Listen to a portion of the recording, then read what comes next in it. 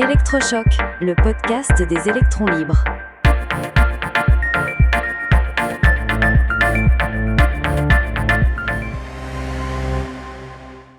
Bangladesh, fin de la dèche vaccinale. Aujourd'hui, nous allons aborder le thème de la santé publique, et plus particulièrement d'une réussite assez spectaculaire, celle du Bangladesh et de son programme de vaccination. Absolument, Max.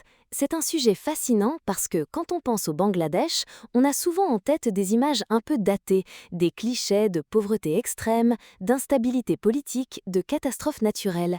Et c'est vrai que le pays a connu tout ça. C'est le moins qu'on puisse dire. À son indépendance en 1971, la situation était vraiment désespérée. On parle d'un pays né dans la douleur, marqué par les famines, les cyclones dévastateurs, bref, un contexte où la santé publique était le cadet des soucis, ou en tout cas un défi colossal. Un défi immense, oui. Pour donner un ordre d'idée, en 1979, quand le pays a lancé son premier programme de vaccination, les chiffres étaient terribles. Un enfant sur 5, soit 211 sur 1000, n'atteignait pas son 5e anniversaire. C'est un chiffre qui donne le vertige aujourd'hui. Et c'est là que l'histoire devient incroyable. En moins d'un demi-siècle, la transformation est radicale. On est passé de ce taux de mortalité infantile effrayant à seulement 31 pour 1000. C'est une chute vertigineuse, une véritable révolution sanitaire. C'est ça qui est si fort. Le Bangladesh a complètement déjoué les pronostics. Et cette réussite, elle ne tombe pas du ciel.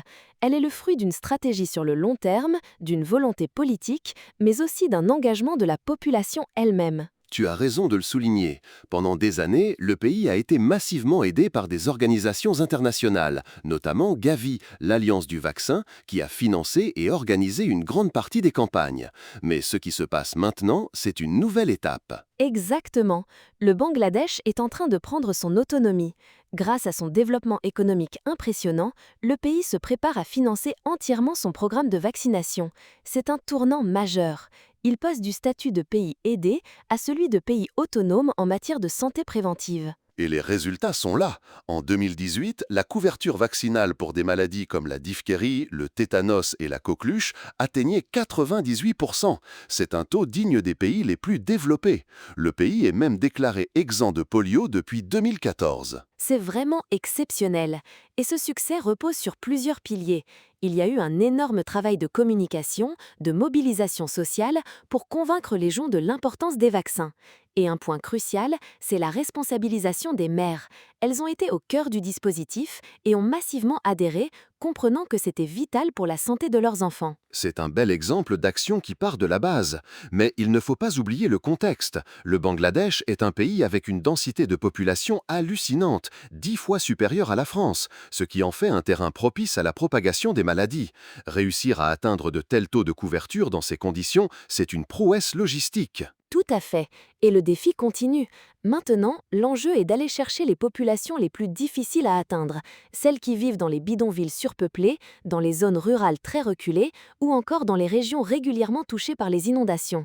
C'est le dernier kilomètre, souvent le plus compliqué. Mais il y a un véritable optimisme. Les experts estiment que d'ici 2030, le pays pourra assumer seul le coût total de son programme, qui s'élève à environ 160 millions de dollars. C'est le symbole d'une transition réussie. Et cette transition sanitaire est le reflet direct d'une transition économique.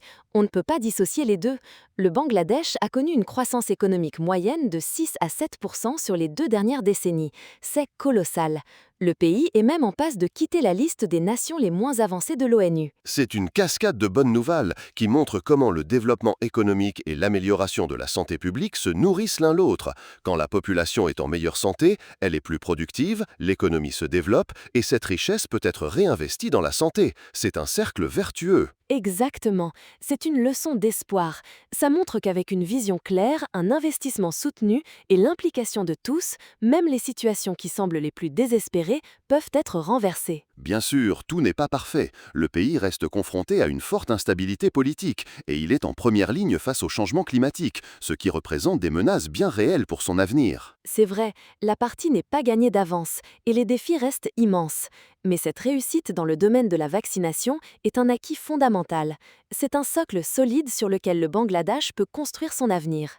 C'est la preuve qu'un pays peut prendre son destin en main. Une belle histoire de résilience et de progrès en effet. C'est un exemple inspirant qui méritait vraiment d'être raconté.